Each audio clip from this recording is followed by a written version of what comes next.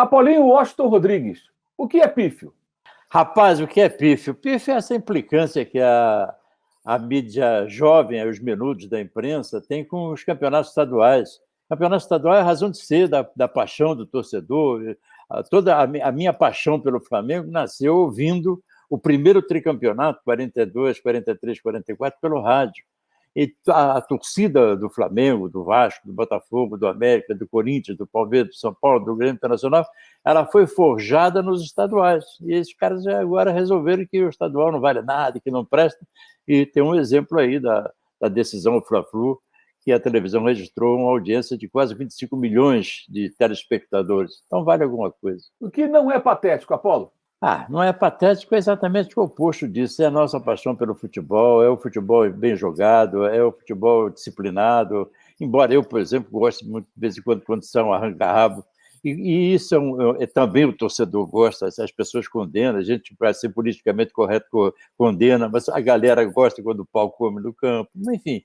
Mas essa implicância. Mas, de qualquer forma, o futebol é emocionante, bem disputado, seja duro ou não, mas que a bola realmente fique na área, na outra área, isso é que é realmente, não é patético, é espetacular.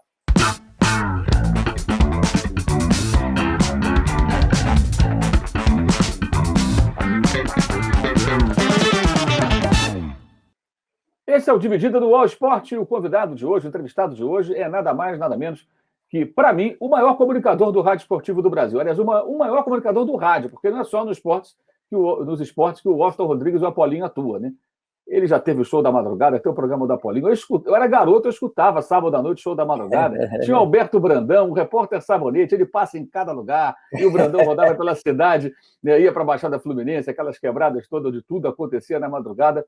O Washington Rodrigues criou Arquibaldo, Geraldino, expressões que eu, pessoalmente, gosto de usar e sempre digo que são do Apolinho, que eu acho sensacionais e que resumem muito bem o que acontece no jogo de futebol. É briga engarrafada quando os jogadores estão se estranhando, de repente sai um catiripapo, cuspindo abelha africana quando alguém está bem furioso, briga de foice do escuro. Washington, obrigado por aceitar aqui o nosso convite. Obrigado à Super Rádio Tupi do Rio de Janeiro por autorizar essa participação super especial do Apolinho no Dividido. O Apolinho é um ídolo para muita gente da minha geração e até mais novos que acompanham o rádio e o futebol há tanto tempo. Da onde sai tanta criatividade, Apolinho, para tantas expressões? Você tem só algumas aqui, mas são muitas, são muitas. É verdade, Mauro. Primeiro, é uma alegria participar com você. Eu sou muito teu fã também e te acompanho. Nós temos aí as mesmas cores embutidas no coração. E eu fico muito feliz de participar com você. E, mais uma vez, te agradeço pela lembrança. Isso aí, rapaz, primeiro aconteceu o seguinte, eu me tornei radialista por acaso. Eu nunca pensei em ser jornalista nem radialista. Eu era bancário e disputava o Campeonato Carioca de futsal, né? E no banco que eu trabalhava, a Rádio Guanabara tinha conta. E a Rádio Guanabara criou uma série de programas esportivos. Cada dia da semana era um. Segunda-feira era Luvas e Kimonos com o Mário De Rico, que era negócio de boxe e tal. Aí tinha basquetebol em foco com o Lori Coutinho, e tinha bola na rede, que era voleibol e tal, e criaram um programa de futsal. E na ocasião eu tinha fraturado a perna, estava com uma ausência, naquela época você demorava muito, até eu nem consegui realmente me recuperar totalmente. E fiquei parado cerca de 45, 60 dias aí. E nesse período o Vitorino Vieira, que era narrador esportivo, grande narrador esportivo da Rádio Guanabara, me fez um convite para assessorar a equipe de esporte deles para fazer um programa especializado de futebol de salão, deram o nome de beco parado, que era uma posição do salão na época. E eu fui fazer essa assessoria. E acabei me influindo lá com os caras, de um belo dia eu já estava participando do programa, e mais tarde o programa passou a ser comandado por mim, a direção da rádio gostou do meu desempenho, e posteriormente fui parar no campo. Aí é que a entrada minha no futebol foi curiosíssima, porque cada rádio só tinha um repórter de campo. Cada rádio tinha um. Na Rádio Guanabara, que tinha uma baita equipe de esporte, tinha o Dolcei Camargo, Jorge Cury, Duvaldo Cosa, Sérgio Paiva, Paulo César Tendes, Vitorino Vieira, né? Depois veio João Saldanha, Stanislau Ponte Preta, tanta gente famosa naquela equipe. E o Espezinho Neto era o repórter principal, era o único repórter, né, de campo.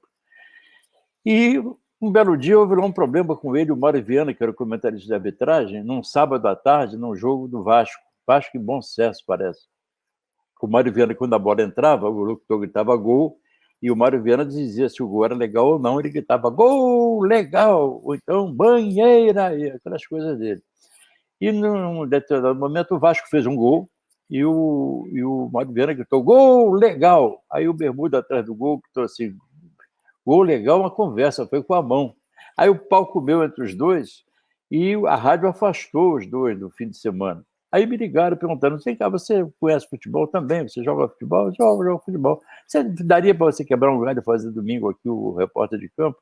Falei, eu vou lá, vem lá, vou lá. Aí fui lá e fiz. E os caras gostaram. Aí a rádio afastou os dois aí por um período, e eu fiz 3 jogos seguidos como repórter de campo da Rádio Guanabara. Aí eles gostaram.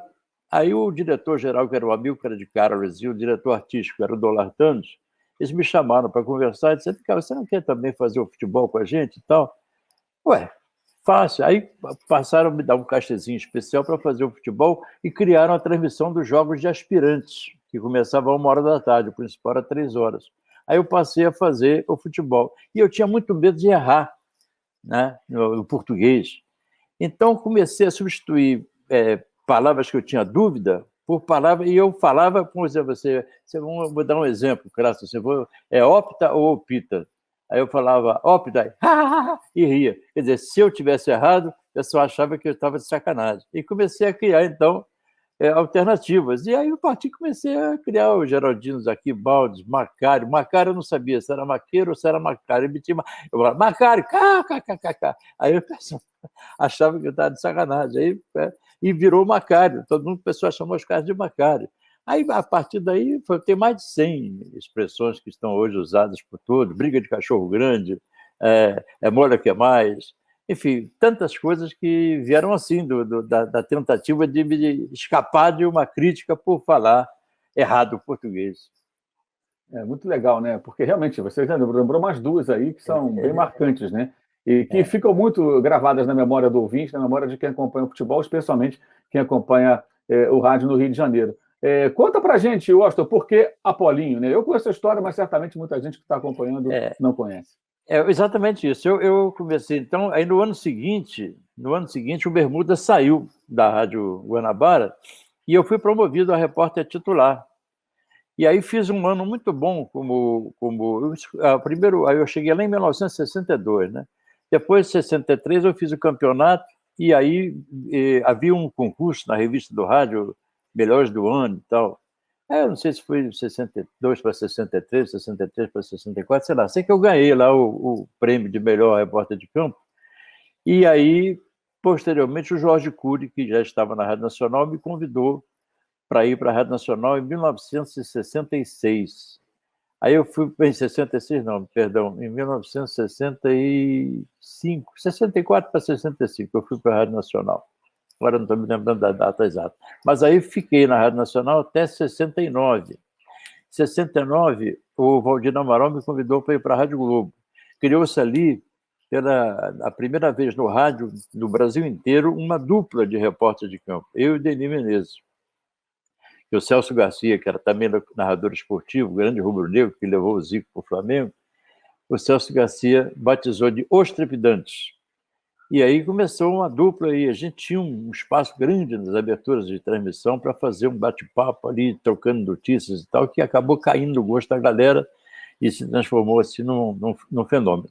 Só que e aí a dificuldade é que o microfone de campo, que era usado na época da Rádio Guanabara e anteriores, era um negócio desse tamanho assim, você tinha 2 orelhas para segurar ele aqui, né? Parecia a Copa lá da Champions, né? Segurava aqui e tinha que entrevistar os caras. E tinha uma antena enorme e tinha um problema que quando tinha tempestade, a descarga elétrica invariavelmente vinha, tá? E a gente levava choques horríveis ali naquilo. E a Globo, então, comprou um equipamento que era usado na missão Apolo, na Apolo 11, onde os caras foram para a Lua, né? Então, eles se comunicavam através desse equipamento que a rádio comprou, adquiriu. E o Celso Garcia batizou, mais uma vez o Celso, batizou de Apolinho, que veio da missão Apolo, o microfone. Então, o microfone era Apolinho, eram 2, um meu e outro do Denis. Aí o Valdir Amaral, que era o narrador, dizia assim, lá vai o Washington Rodrigues com o seu Apolinho.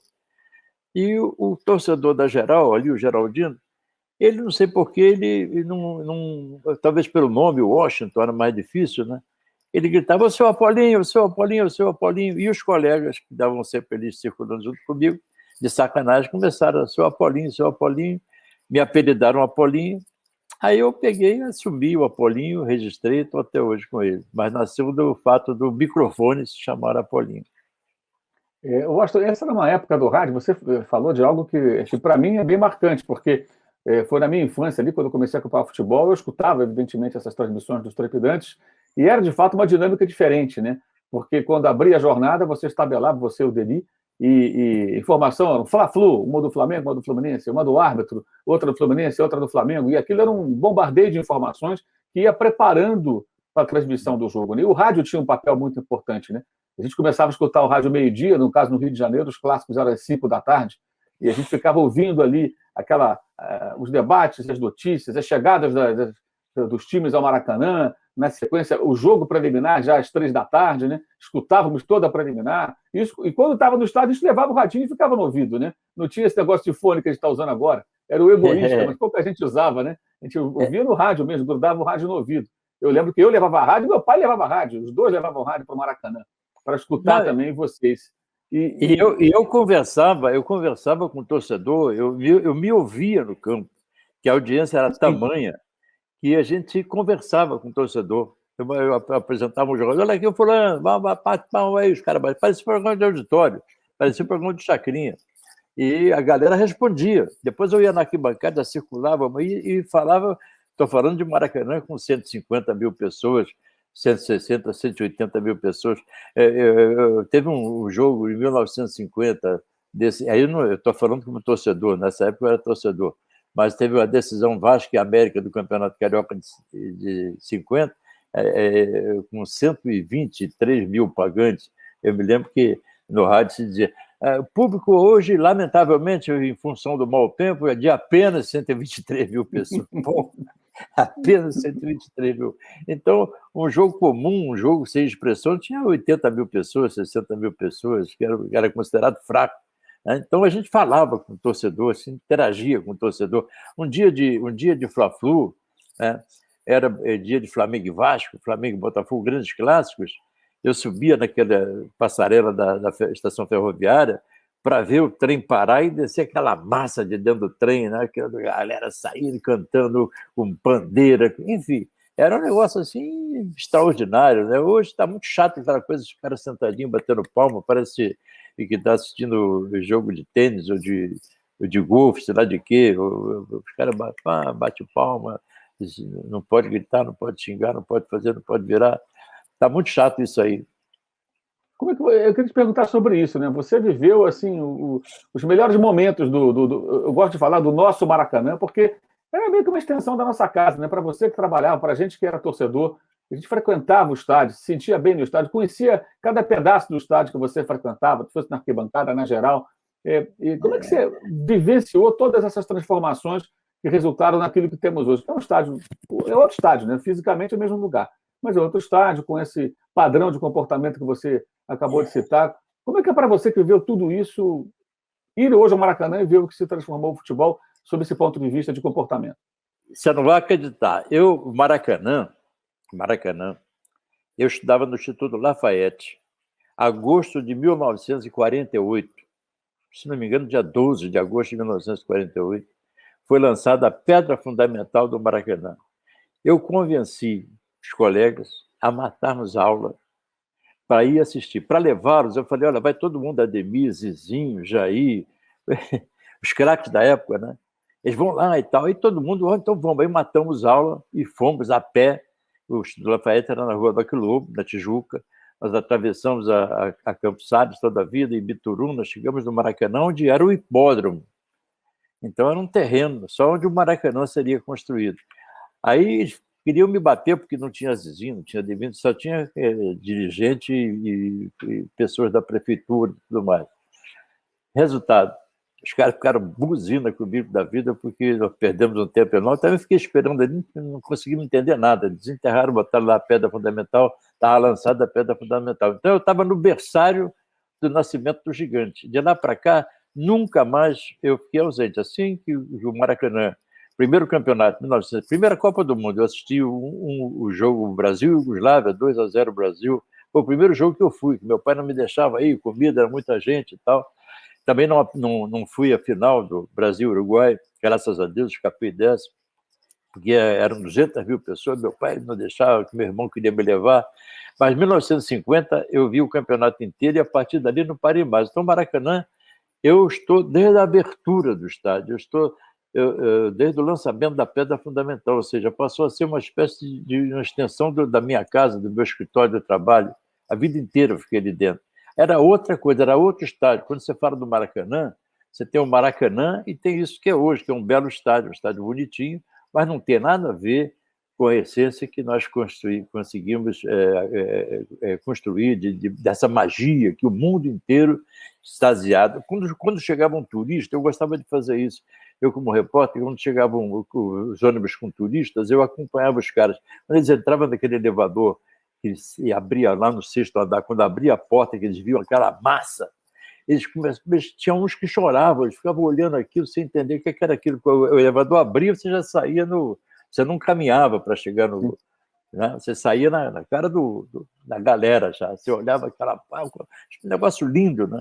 Então, era outra coisa, eu vivi isso tudo, né? Então, não posso achar que hoje, embora seja um estádio bonito, bem arrumadinho, mas é um estádio muito bem comportadinho, bem diferente do velho e querido Maracanã. Eu queria falar um pouco do Geraldino, né? Uma das coisas que me chama muita atenção, até me incomoda um pouco, é quando eu ouço pessoas. Eu fui Geraldino há muito tempo, frequentei a Geral do Maracanã por anos. Não dava para ir de arquibancada a todo jogo, a gente queria todo jogo, então ia de geral, que o ingresso era muito mais barato, né? Era um ingresso que praticamente qualquer cidadão conseguia comprar.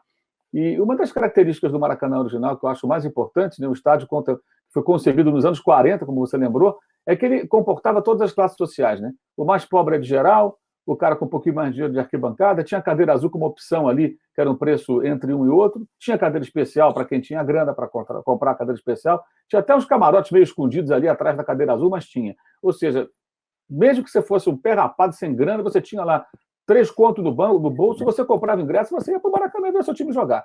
E hoje essas pessoas não vão mais. Eu ouço muita gente falando, não, mas a geral era desumana. Eu nunca achei desumana, porque eu estava no estádio, vendo meus ídolos, vendo os jogadores, mesmo sem dinheiro no bolso, com pouquíssimo dinheiro.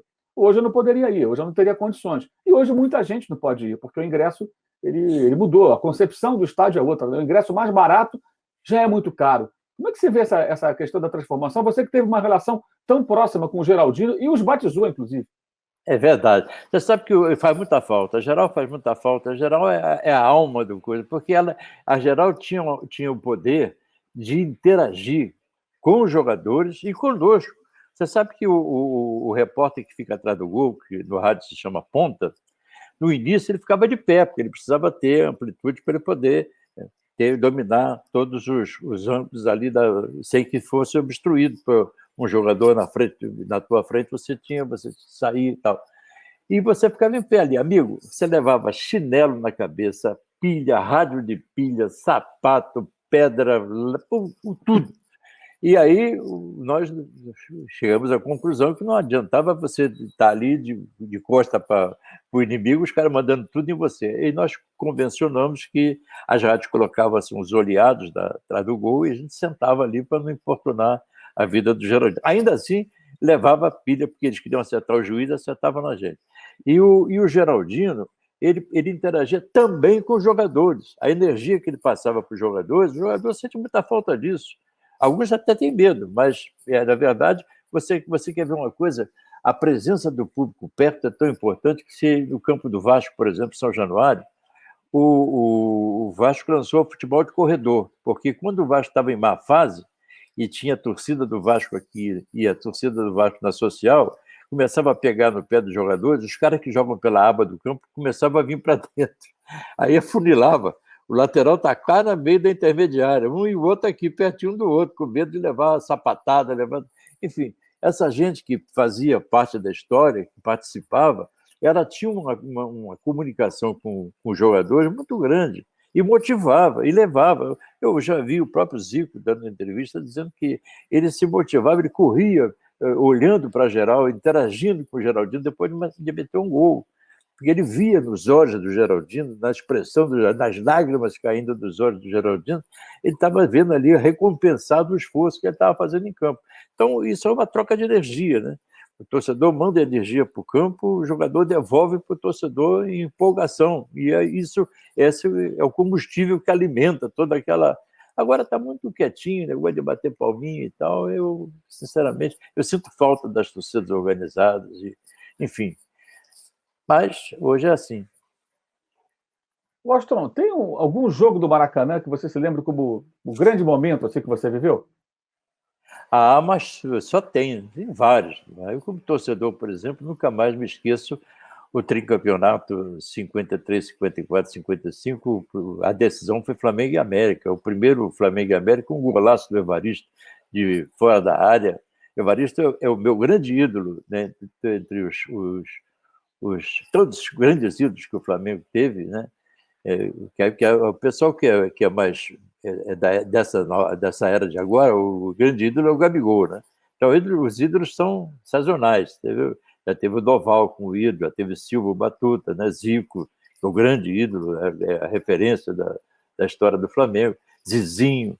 Mas o meu era o Evaristo. Eu no colégio, jogava futebol no time do Instituto Lafayette, eu queria ser chamado de Evaristo. Eu só entrar, o Evaristo, quando chegou no Flamengo, vindo do Madureira, o Evaristo era reserva, né? E o Evaristo, o Vitor Solis, e 3 jogos do Flamengo do torneio em São Paulo, Flamengo e Portuguesa. O Flamengo perdia por 1-0. Faltavam 9 minutos, ele botou o Evaristo, ele fez 2 gols, ganhamos 2-1. Aí teve Flamengo e Vasco. O Flamengo perdia por 1-0, ele botou o Evaristo, faltando 9 minutos. O Evaristo fez 2 gols, ganhamos 2-1. Aí teve Flamengo e Palmeiras. O Flamengo estava perdendo de 1-0, ele botou o Evaristo, faltando 9 minutos. O Evaristo fez 2 gols e o Palmeiras depois empatou com um gol de Jair da Rosa Pinto, lá da intermediária, batendo uma falta. Eu aí encasquetei o seguinte: eu sou o Evaristo. Para a alegria do técnico do time da minha turma no colégio, eu só queria entrar faltando 9 minutos. Aí, pô, o cara que. Aí, às vezes esqueciam de me botar faltando 9 minutos, eu não jogava. Você estava ali, eu era o Evaristo. Se não me chamasse de Evaristo, eu não entrava no jogo. Então, essa coisa, essa interação dos ídolos. Quem é que é o ídolo do Flamengo? Todos. Zizinho foi grande ídolo, Biguá foi grande ídolo, Adãozinho foi grande ídolo, Zizinho, Totô Rubens foi grande ídolo, né? Doval foi grande ídolo, Silva, mais recentemente, foi grande ídolo, Almir Pernambuquinho foi grande ídolo. Então, todo mundo do Flamengo que me fez alegria é grande ídolo. Como é que você vê o momento do rádio esportivo, Apolo, depois de 60 anos aí de estrada? Eu faço 60 anos em março do ano que vem, né? Se Deus quiser e me permitir. Olha, eu acho que o rádio, de uma forma geral, vive o seu grande momento. Na minha opinião, o pessoal fala, era de ouro do rádio. Para mim, era de ouro do rádio é hoje. Na minha época dessa que eu estou te contando, dos anos 50, final dos anos 40, cada casa tinha um rádio elétrico, tinha que ter na tomada. Então, você tinha um rádio na sala e depois do jantar, tanto que havia até um programa recentemente, Conversa ao Pé do Rádio. Por quê? Porque a família se reunia para ouvir a novela e os programas. Pra você ter uma ideia, meu pai era português, vascaíno, dono de botequim, e ruim de argumento porque não conseguiu me fazer torcedor do Vasco. Me levou para São Januário para ver um jogo do Vasco, mas não me convenceu. Mas ele não gostava que se ligasse o rádio para ouvir futebol. Os locutores gritavam muito, isso aí pode acabar estragando o rádio e tal. Enfim, era difícil, só tinha um rádio. Os automóveis não tinham, só o carro importado americano já vinha com rádio. Não tinha alguns, não eram todos os carros eram importados na época, não tinha, nem todos tinham rádio. Então hoje não, hoje você ouve a Rádio Tupi no mundo todo, ou qualquer outra emissora que tenha um aplicativo, né, no celular. Anualmente eu vou para Orlando, e eu fico lá ouvindo os jogos do Flamengo, aquele Florida Cup, aquela coisa do campo, com o radinho, com o celularzinho ligado. Ali eu escuto tranquilamente. Então, hoje você tem uma audiência mundial. Antigamente a audiência era local, e o país tinha 50, 60 milhões de habitantes, né? Hoje são 200 milhões de habitantes. Hoje o rádio tem em todo lugar ao mesmo tempo. E é o único veículo que você pode fazer qualquer outra coisa e continuar ouvindo. Televisão você tem que sentar a bunda e ficar vendo para poder acompanhar.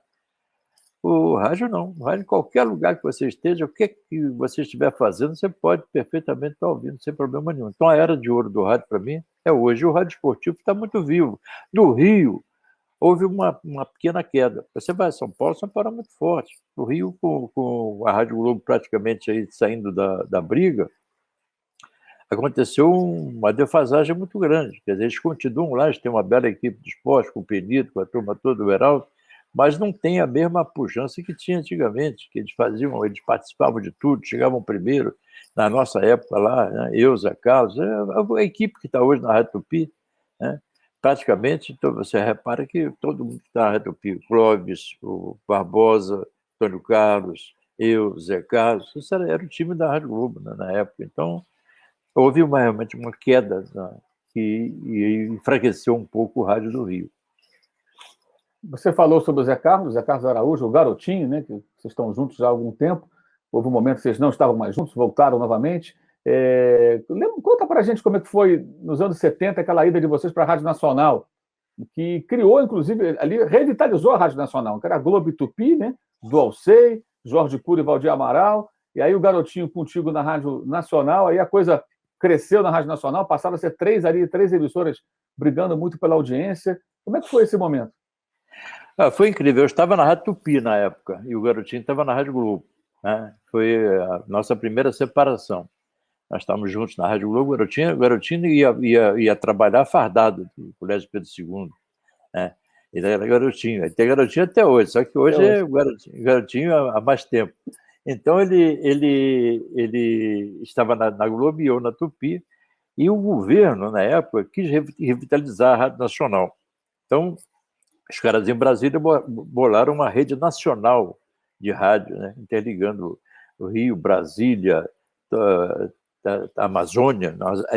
Eles queriam chegar, inclusive porque era a época da Revolução, né, da ditadura, e havia emissoras piratas que trabalhavam na fronteira com o Brasil e mandando notícias, sempre notícias que eram contra o governo e inventavam fatos. Uma vez eu fui chamado, eu trabalhava na Rádio Tupi ainda, eu fui chamado para depor no Ministério da Guerra, ali na próxima central, porque entrou um ouvinte de um jogo, tinha um jogo Brasil e Argentina, no domingo, e o meu tinha um show da madrugada, que você ouvia, que andou por todas as rádios, e eu estava na Tupi na época com ele.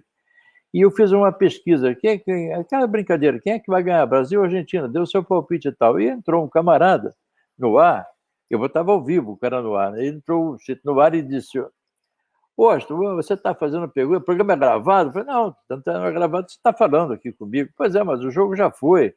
O Brasil perdeu 2-1 e o Rivelino deu uma bolada no militar que estava na arquibancada e tal.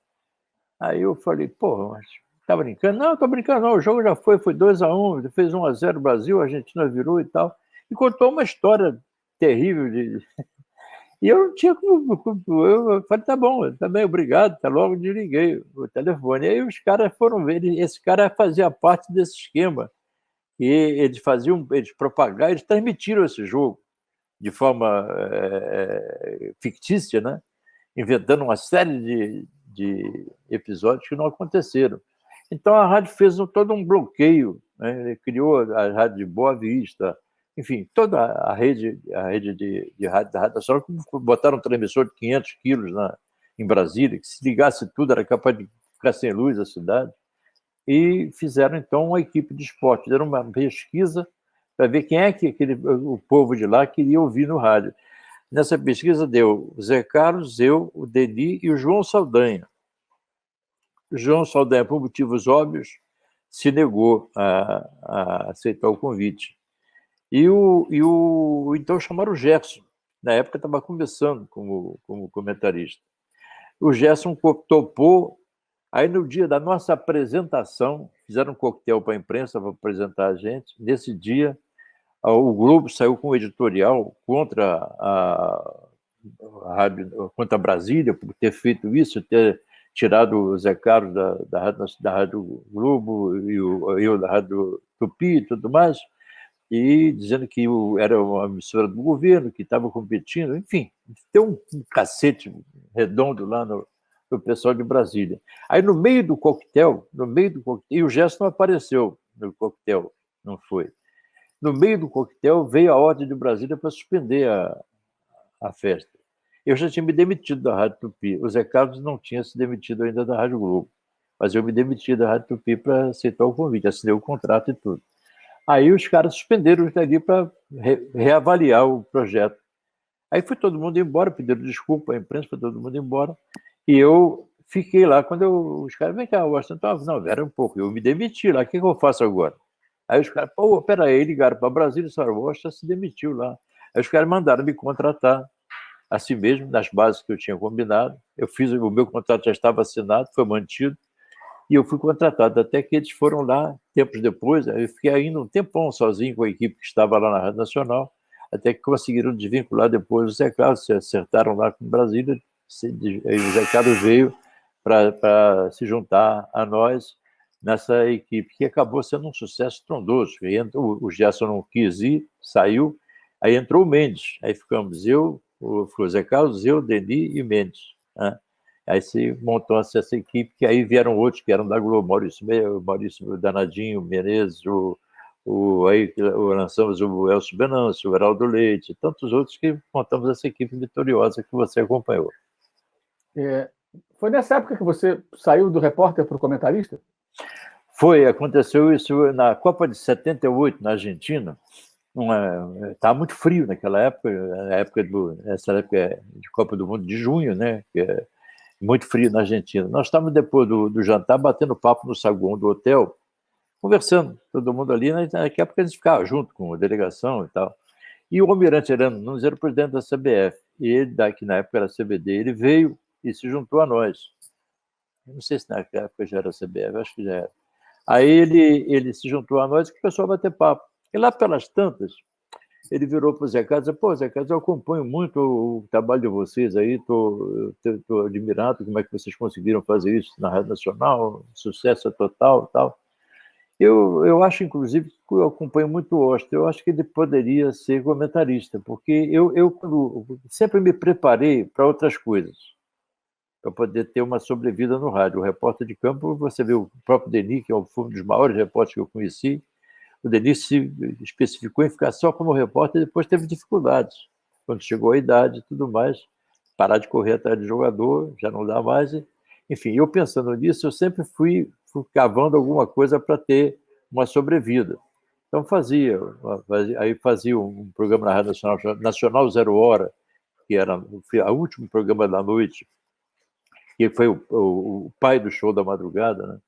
E procurando exatamente outros caminhos.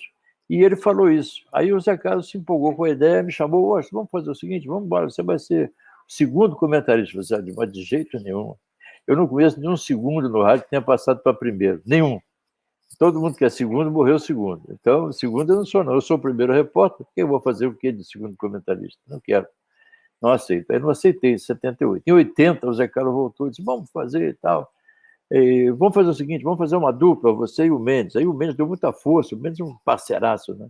Lamentavelmente nos deixou, mas o Mendes deu muita força e tal, mas só que o espaço de tempo do intervalo é muito curto para você ter duas opiniões, a não ser que você só faça um pequeno toque cada um, porque você tem 15 minutos de intervalo, aí quando acaba o jogo tem o período que o jogador vem saindo de campo, tem uma entrevista e tal, aí depois você tem que dar os comerciais, né? Depois você aí passa para o comentarista. Então ficam 5 minutos para dividir por 2. É muito pouco, tem que passar gol. Hoje, por exemplo, eu não passo mais gol, porque o tempo de intervalo é tão curto. Se um jogo terminar 2-2, eu não falo. Se eu passar 4 gols, acabou, não tem tempo. Então, aí não deu certo por isso, por muito pouco tempo para os dois. E depois eu fui, aí nesse período a Rádio Globo me chamou de volta, e eu fui para a Rádio Globo e aí passei a ser comentarista só carreira solo, só eu sozinho lá no comentário. Eu fui para trabalhar com o Jorge Cury, mas eu fui contratado pela Globo em agosto para começar em janeiro. E nesse meio tempo houve um arranca-rabo lá entre o Jorge Cury e o diretor da rádio, que era o Paulo César Ferreira, e ele acabou saindo e a rádio contratou o Zé Carlos. Aí voltamos a trabalhar juntos na Rádio Globo. Foi assim que eu me tornei, a partir de 1980, comentarista em 84, a partir de 84 na Rádio Globo. Washington, fala um pouquinho do Flamengo. Você já falou de grandes times do Flamengo que marcaram a sua vida até como torcedor, antes mesmo da sua carreira no rádio. Como é que você vê essa era do Flamengo? Você falou da era de ouro do rádio, né, que agora essa era do Flamengo é uma era de ouro atual? Do momento mas já tivemos outras, né? O Flamengo é cheio de era de ouro, só tem era de ouro. Você vê, Luiz Borracha, Nilton e Dorival, Biguabri, Jaime, Adilcezinho, Perillo, Perácio, Vevé, era o time de hoje, ganha de todo mundo em 1942, 43, 44, Valido fez o gol, enfim, vários, aí depois você tem Garcia, Tomires e Pavão, Jardim, Dequim, Jordan, Joel Rubenzinho, Benítez Esquerdinho, depois entrou Paulinho, Duca, Evaristo, Dido e Babá, Diz Zagallo, o Flamengo é composto por uma série interminável de grandes ídolos, de grandes jogadores que povoaram aí a nossa alegria, nos encheram de satisfação. Doval foi um jogador extraordinário, Silva, jogador extraordinário. Então, esse time de hoje, o time do Jorge Jesus, hoje, qual é a diferença? Os jogadores são praticamente os mesmos. Apenas a forma de jogar que está dando um pequeno tilt. O Flamengo só não é igual o de 2019, porque há um desequilíbrio nesse time atual do Rogério Ceni, um desequilíbrio físico. Alguns jogadores não estão na plenitude, como o Bruno Henrique, como o Everton Ribeiro. São jogadores, a nossa defesa tem algumas dificuldades ainda da montagem, porque um time para ser... Eu sempre gosto de dizer, não sei se você tem tempo para me ouvir, eu gosto de dizer o seguinte, o futebol como é que é? Você te chama, Mauro, você vai ser o técnico do Flamengo. Aí te entregam 32 jogadores, 30 jogadores para você. Então você recebe um elenco. Desse elenco, você tem que formar um grupo. Qual é a diferença de elenco para grupo? Elenco são 32 almas ali, que vieram de vários lugares diferentes, mentalidades diferentes, personalidades diferentes. Aí você tem que vender a ideia que esses caras têm que se transformar num grupo. O grupo é um grupo que tem a proposta de se interligar de tal forma que você, no final, vai saber que 11 vão jogar e os outros não vão jogar. Então, aqueles 11 vão para o campo. Os outros têm que estar com a mesma ideia, a mesma proposta de servir ao clube com a maior dedicação possível, mesmo sabendo que, nesse momento, eventualmente, não estão dentro do campo, recebendo o aplauso da galera. Se você conseguir, você fez um grupo. Desse grupo, você tem que aí tirar os 11 e fazer uma equipe. A equipe tem que estar interligada com as tuas ideias, com a tua proposta, quer goste, quer não goste. Se você é o treinador, você tem que vender as tuas ideias, discutir com eles, que é para não ter tilt depois na hora da execução. Uma vez que você discutiu com eles, você apresentou a sua proposta e ela foi comprada pelos jogadores, aí você começa a ter uma equipe. Essa equipe você tem que ter o equilíbrio técnico e físico. Se você não tiver o equilíbrio técnico e físico, ninguém é só bom atacando e nem é só bom defendendo. Se você defende bem, mas ataca mal, você não tem um bom time. Se você ataca bem e defende mal, você não tem um bom time. O time precisa ter equilíbrio físico e equilíbrio técnico. A partir disso, você tem um time. Foi o que o Jorge Jesus conseguiu. Essa história aqui, o time ataca, se levar 3 gols, ele faz 5, isso é conversa, isso não existe. Pode eventualmente acontecer, mas não é uma regra. Você, se tomar 3, você vai perder, vai tomar um banho de bola e a galera vai ficar furibunda da vida. Então você tem que evitar de tomar 3, você tem que procurar fazer. Nós estamos tomando muito gol hoje, porque o nosso sistema defensivo ele está deficiente. O Flamengo tem um sistema defensivo, se você reparar, o Isla é um ponta-direita. O Felipe Luiz é quase que um meia-esquerda. E o Felipe Luiz está numa forma exuberante hoje, mas é um cara que vai embora. E os 2 protetores de zaga, que seriam na época Dunga e Mauro Silva, por exemplo, os chamados cabeças de área da época, o Gerson e o Diego, não são exímios marcadores. Então, os 2 zagueiros interiores do Flamengo ficam muito expostos, né? Então, você vê, e o Flamengo atua muito no campo do adversário, deixa 2 jogadores, 2 zagueiros centrais dentro da grande bolacha ali, do grande círculo.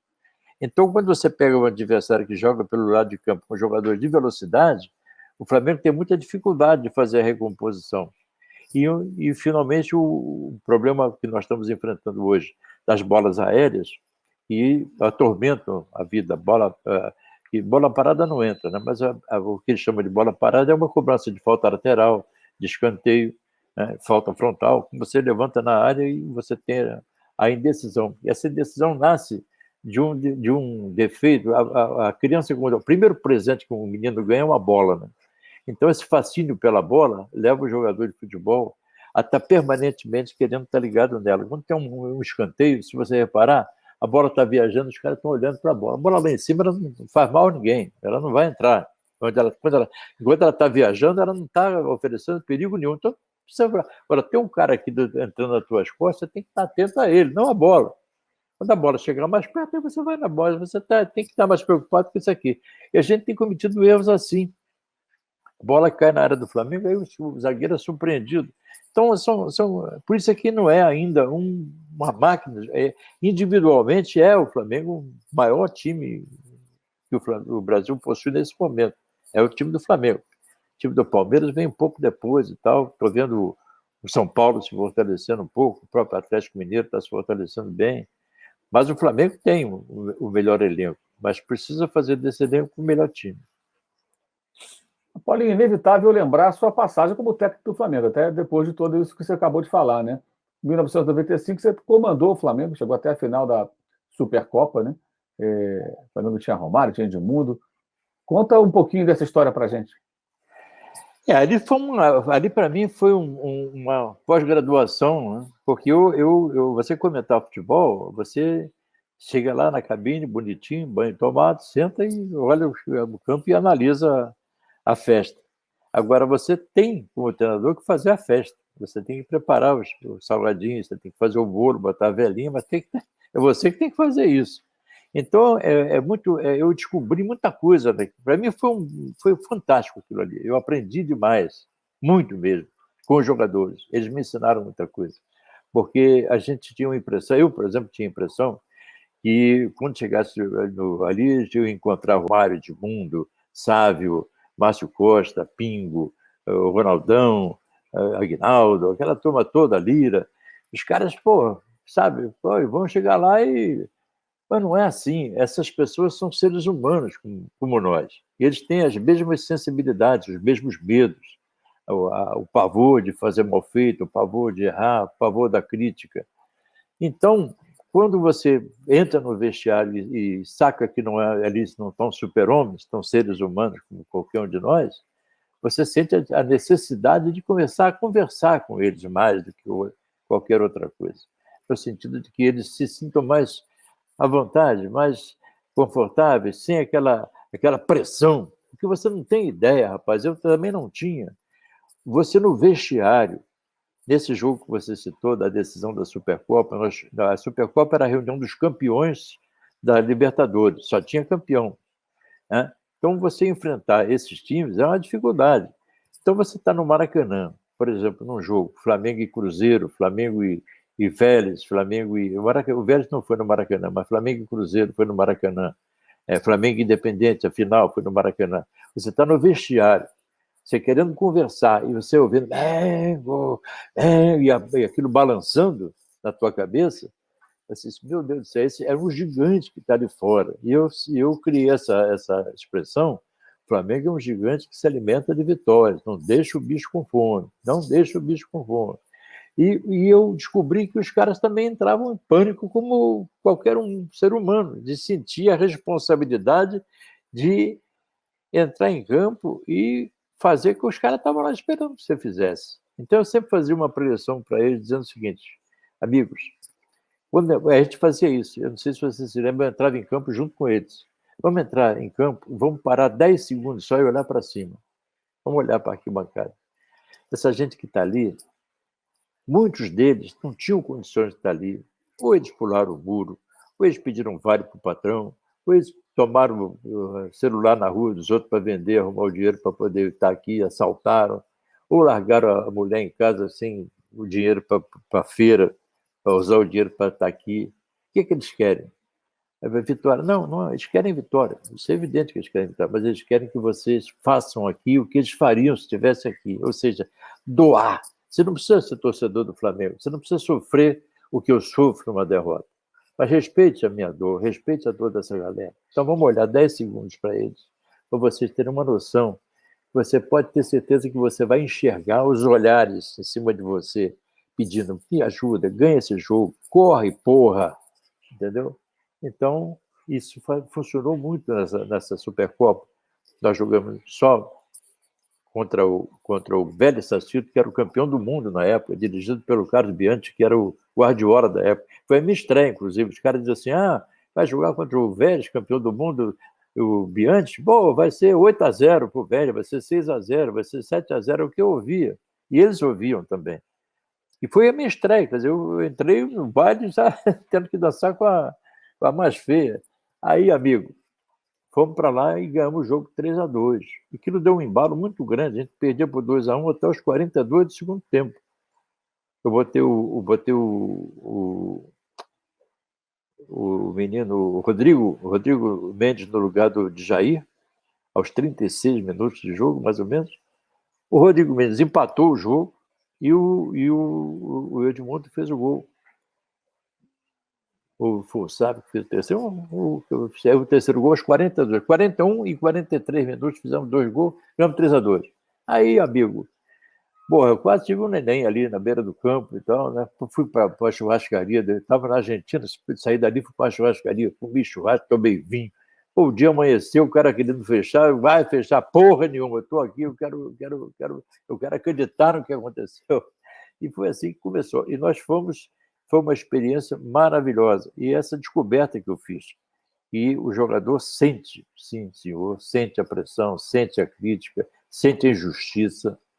Eu mudei a minha forma de comentar o futebol por causa disso, respeitando esse lado do profissional, do treinador, do jogador, descobrindo que eram pessoas sensíveis. Eu achava que o Romário era um super-homem. E o Romário é um baita de um cara.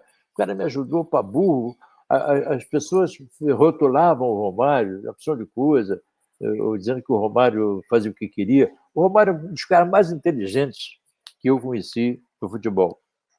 Começa que tudo que o Romário tem direito, ele botou em papel e os caras assinaram. O treinador não tinha como agir diferente do que estava ali. Todas o que o pessoal dizia que era privilégio, não era. Era direito adquirido em contrato. Os caras concordaram, quem contratou concordou e assinou embaixo. Então não tem privilégio, tem direitos. Aí diz assim, mas ele não treina. Realmente ele treinava pouco. Por que ele treinava pouco? Havia um laudo médico, na época ele tinha feito uma cirurgia. Tinha um laudo médico que dizia que para ele poder produzir, ele não podia treinar na véspera do jogo e não podia treinar no dia seguinte ao jogo. Ora, bolas, a gente jogava quase todo dia. Então, você jogava domingo. Ele não podia treinar segunda porque ele jogou domingo. Aí, terça, ele não podia treinar terça porque ele ia jogar quarta. Aí não podia treinar quinta porque ele jogou na quarta. Aí ele só podia treinar na sexta se ele não jogasse no sábado. Veja bem. Então, aí ele não quer. Agora, ele trabalhava a parte física, na sala de musculação, fazia o trabalho que era determinado pelo departamento competente, não era por mim. Mas as pessoas, ele faz o que ele quer, ele não treina porque não pode. Aí depois veio o ataque dos sonhos não funcionou. Por que o ataque dos sonhos não funcionou? Porque nós tínhamos o Romário, Edmundo e Sábio. 3 feras, 3 jogadores extraordinários. Não tinha como dar errado. Só que o Romário estava com quilos a mais quando... Você lembra que ele, na minha estreia, não jogou contra o Vélez porque ele caiu duro no campo, no treino 2 dias antes. Ele foi internado no Hospital dos Servidores do Estado, ficou lá internado enquanto nós fomos para a Argentina. Estreamos sem ele. Aí ele reapareceu no primeiro jogo meu, que fui pelo Brasileiro em Caxias do Sul, contra o Juventude, ganhamos 2-0, 2 gols do Sábio. Ele aí reapareceu ali, mas fora do peso ideal dele, e tinha um problema pessoal que estava mal resolvido, ele estava fora do peso e tal, cheio de problemas para resolver, ele não estava 100%. Aí tivemos um jogo Internacional e Flamengo, lá no Beira-Rio, o zagueiro internacional era o Gamarra. Aí o Edmundo resolveu, deu uma caneta no Gamarra, o Gamarra se aborreceu, deu uma porrada no Edmundo. O Edmundo ficou na beira do campo sendo atendido pelo médico 40 e poucos minutos do primeiro tempo. E o Edmundo disse assim, eu vou voltar, que o médico queria que ele fosse para o vestiário para ver melhor, porque era no tornozelo. E o médico queria que ele fosse para o vestiário de 41, 42 minutos, para terminar o primeiro tempo. E ele, não, vou voltar. Ele voltou, foi dar uma porrada no Gamarra, o Gamarra deu outra porrada nele no mesmo pé, quebrou o pé dele. Então o Edmundo ficou fora, com o pé quebrado. Então tive que lançar o Chulapinha, o Aloysio Chulapinha. Aí o ataque de Sonhos passou a ser Romário, sabe, e o Chulapinha garoto. Aí passou. O dia que o Edmundo tirou o gesso, ele foi lá, tirou o gesso e fez a fisioterapia. Quando ele terminou a fisioterapia, seria liberado, ele sofreu um acidente de automóvel. E aí ficou fora. Então, eles praticamente jogaram muito pouco tempo juntos. E em forma, o Romário jogou muito pouco tempo. O Romário jogou a partida final contra o Independente, nós ganhamos de 1-0 no Maracanã, jogou para me ajudar, porque ele estava com um problema muscular sério, tanto que ele perdeu um gol, que a bola caiu no pé, onde ele tinha que botar para dentro da perna que estava lesionada, e ele sentiu ali, né? Não conseguiu completar a jogada. Mas ele foi no sacrifício. É um cara fantástico. Os caras sensacionais. Olha, eu descobri coisas inacreditáveis. Eu fiz amigos ali. Os caras eles compraram a ideia. Quando o Flamengo perdia, eles vinham a mim e diziam assim, poxa, nós vamos fazer, nós vamos melhorar. Eles sentiam a minha dor. Isso é que eu queria que eles entendessem. Eu trouxe eles aqui para casa. Eu tenho aqui um home theater. Eu passei a história do Flamengo, que me foi cedida pela TV Cultura, para mostrar para eles, porque não é só você vestir a camisa e beijar o escudo, você tem que saber o que é que ela significa. Eles aí entenderam o que era aquilo, quando eles viram, por exemplo, uma cena maravilhosa, que tem o Valido, que foi o autor do gol do tricampeonato, fazendo falta no Argemiro, lateral do Vasco, né? Aí ele velhinho, sentado numa cadeira, dando a entrevista, e mais falando, balbuciando praticamente, papai. E atrás dele tinha uma faixa do Flamengo tricampeão, puída, velhinha, na parede. Aí o repórter perguntou, Valido, e essa faixa? Parece que ele tomou uma injeção, ele acordou, e dessa faixa, eu fiz o FAO mesmo e tal. Né? E aí você olhava para a garotada assistindo o vídeo, a garotada chorando aqui em casa. E começaram a entender o que é isso. Qual é a nossa paixão? Onde é que dói no nosso coração quando o Flamengo perde?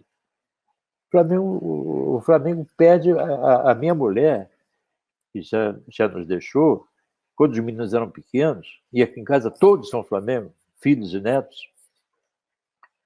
A minha mulher, quando o Flamengo vencia, ela fazia um boneco, botava no meio da sala com a camisa do Flamengo, aí tudo aceso, bolo. Eu chegava em casa do trabalho, eu chegava em casa de volta para casa, era uma festa, tá? Quando o Flamengo perdia, ela dava banho na garotada, botava para dormir. Dormir que teu pai vai chegar furibundo da vida. E eu chegava mesmo. Então o Flamengo é isso, o Flamengo tem essa coisa. Só quem é Flamengo sabe o que é ser Flamengo.